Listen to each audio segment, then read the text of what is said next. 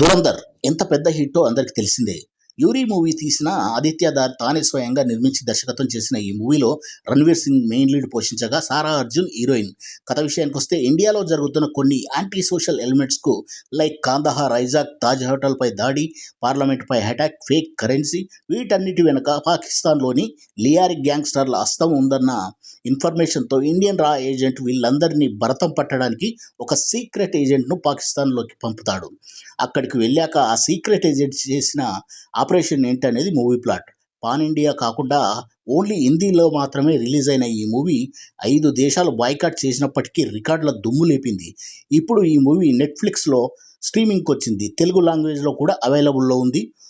Actors performance పీక్లో ఉంటుంది. రణ్వీర్తో పాటు అక్షయ్ ఖన్నా, అర్జున్ రాంపాల్, సంజయ్ దత్తుల నటన మూవీని నెక్స్ట్ లెవెల్కి తీసుకెళ్లాయి. సత్యదేవ్ మ్యూజిక్తో పాటు లియారీ వాళ్ళు ఒక కొత్త అనుభూతినిస్తుంది. నెగిటివ్స్ విషయానికి వస్తే డ్యూరేషన్ 3 hours 34 minutes ఉంటుంది. అయినప్పటికీ మూవీ ఎంగేజ్ చేస్తుంది.